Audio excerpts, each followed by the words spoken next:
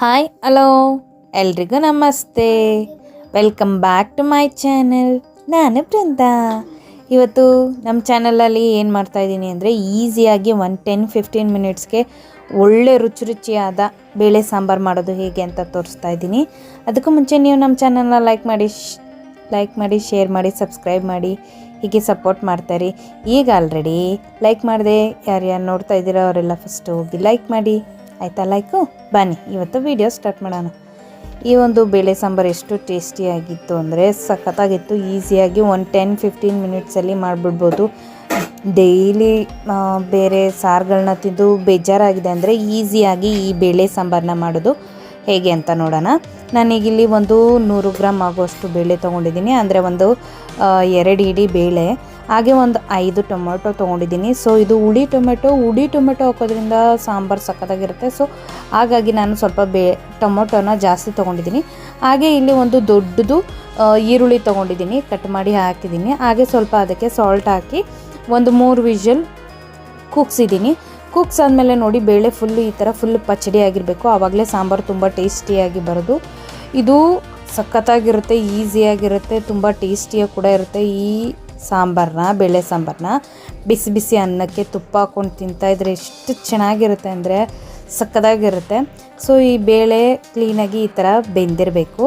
ಬೇಳೆ ಅಕಸ್ಮಾತ್ ಏನಾದರೂ ಸ್ವಲ್ಪ ಬೇಳೆ ಇತ್ತಂದರೆ ಸ್ವಲ್ಪ ಈ ಥರ ಕದಡ್ಕೊಂಡ್ರೆ ಬೇಳೆ ಫುಲ್ ನುಣ್ಣಗಾಗುತ್ತೆ. ಈಗ ಇಲ್ಲಿ ರುಬ್ಬಕ್ಕೆ ಸ್ವಲ್ಪ ಕಾಯಿ ತೊಗೊಂಡಿದ್ದೀನಿ, ಸ್ವಲ್ಪ ಜಾಸ್ತಿ ಏನಿಲ್ಲ, ಒಂದು 2 ಬೆಳ್ಳುಳ್ಳಿ ಹಾಕ್ತಾಯಿದ್ದೀನಿ. ಹಾಗೆ ಬೇಯಿಸಿರೋಂಥ ಟೊಮೆಟೊನ ನಾನಿಲ್ಲಿ ರುಬ್ಬಕ್ಕೆ ಜಾರ್ಗೆ ಹಾಕೋತಾ ಇದ್ದೀನಿ. ಸೊ ಈ ಟೊಮೆಟೊ ನಾನು 5 ಹಾಕ್ಕೊಂಡಿರೋದ್ರಿಂದ ಇಲ್ಲಿ ಹುಣ್ಸೆಹಣ್ಣು ಹಾಕೋ ಅವಶ್ಯಕತೆ ಇಲ್ಲ. ನಿಮಗೆ ಏನಾದರೂ ಹುಣ್ಸೆಹಣ್ಣು ಬೇಕು ಅಂದರೆ ಓಕೆ, ನೀವು ಹಾಕೋಬೋದು. ಅವಾಗ ಟೊಮೆಟೊನ 1-2 ಸ್ಕಿಪ್ ಮಾಡಿದ್ರೆ ಸರಿ ಹೋಗುತ್ತೆ.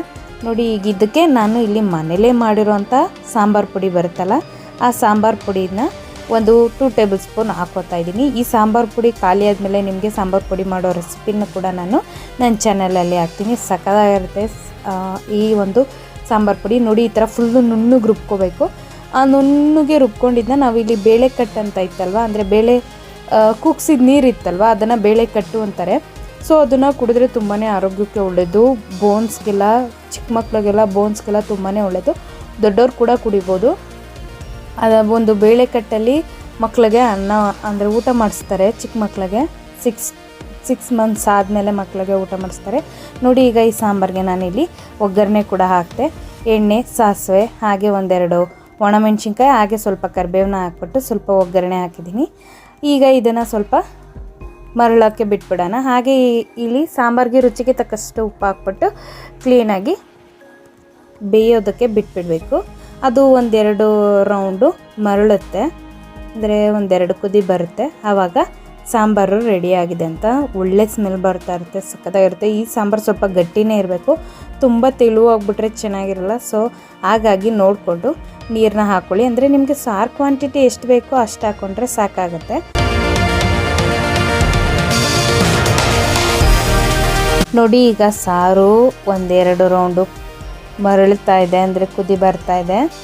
ಸೊ ಒಳ್ಳೆ ಅರೋಮಾ ಬರ್ತಾಯಿದೆ, ಸಖತ್ತಾಗಿರುತ್ತೆ. ನನಗಂತೂ ಈ ಬೇಳೆ ಸಾರು ತುಂಬಾ ಇಷ್ಟ, ಸೂಪರಾಗಿರುತ್ತೆ. ಈಸಿಯಾಗಿ ಮಾಡ್ಕೊಬೋದು. ಎಲ್ಲಾದರೂ ಫಂಕ್ಷನ್ಗೆ ಹೋಗಿ ಬಂದು ಅಕಸ್ಮಾತ್ ಎಲ್ಲೋ ಟ್ರಾವೆಲಿಂಗ್ ಮಾಡ್ಕೊಂಡು ಬಂದಿರ್ತೀವಿ, ಆವಾಗ ಒಂದು 5 ನಿಮಿಷಕ್ಕೆ ಚಿಟಿಕೆ ಹೊಡೆಯೋ ಅಷ್ಟರಲ್ಲಿ ಆಗುವಂಥ ಇದು ಸಾಂಬಾರು. ತಲೆ ಏನು ಕೆಡಿಸ್ಕೊಳ್ಳೋಂಗಿಲ್ಲ. ಫುಲ್ಲು ಹೆಂಗಪ್ಪ ಮಾಡೋದು ಅನ್ನೋದೇನಿರಲ್ಲ, ಈಸಿಯಾಗಿ ಟೇಸ್ಟಿಯಾಗಿ ಸಖತ್ತಾಗಿ ಬರುತ್ತೆ. ನೋಡಿ, ಈಗ ಇದಕ್ಕೆ ರುಚಿಗೆ ತಕ್ಕಷ್ಟು ಉಪ್ಪು ಹಾಕ್ಬಿಟ್ಟು ಬಿಟ್ಬಿಡಬೇಕು, ಸಖತ್ತಾಗಿ ಬರುತ್ತೆ. ಈ ಒಗ್ಗರಣೆಯಲ್ಲಿ ಮೆಣಸಿನ್ಕಾಯಿನೇ ಒಂದು ಒಳ್ಳೆ ಆರಾಮ ಕೊಡ್ತಾ ಇರುತ್ತೆ, ಸಖತ್ತಾಗಿರುತ್ತೆ. ಆ ಮೆಣಸಿನ್ಕಾಯಿ ಒಗ್ಗರಣೆ ಹಾಕಿದ್ಮೇಲೆ ಒಂಥರ ಸ್ಮೆಲ್ ಇರುತ್ತಲ್ಲ ಮೆಣಸಿನ್ಕಾಯ್ದು, ಅದು ಸಾಂಬಾರು ತುಂಬ ಹರಡ್ಕೊಂಬಿಟ್ಟಿರುತ್ತೆ, ಸಖತ್ತಾಗಿರುತ್ತೆ. ನೋಡಿ, ಅದನ್ನು ನಾನು ಇವತ್ತು ಅನ್ನದ ಜೊತೆ ತುಪ್ಪ ಹಾಕಿ ಸರ್ವ್ ಮಾಡಿದ್ದೆ. ಹೆಂಗಿತ್ತು ಅಂದರೆ ಸ್ವರ್ಗ, ಸಖತ್ತಾಗಿತ್ತು.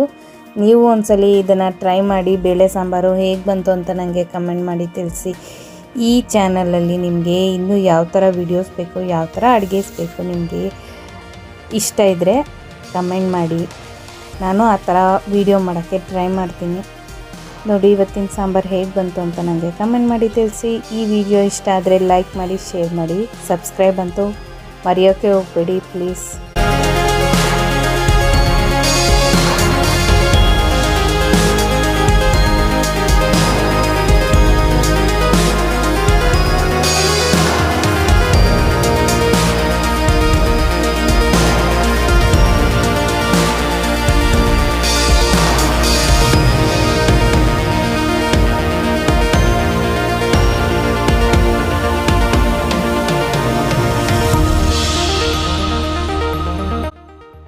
ಇವತ್ತಿನ ಬೇಳೆ ಸಾಂಬಾರು ಈ ರೀತಿ ಇತ್ತು.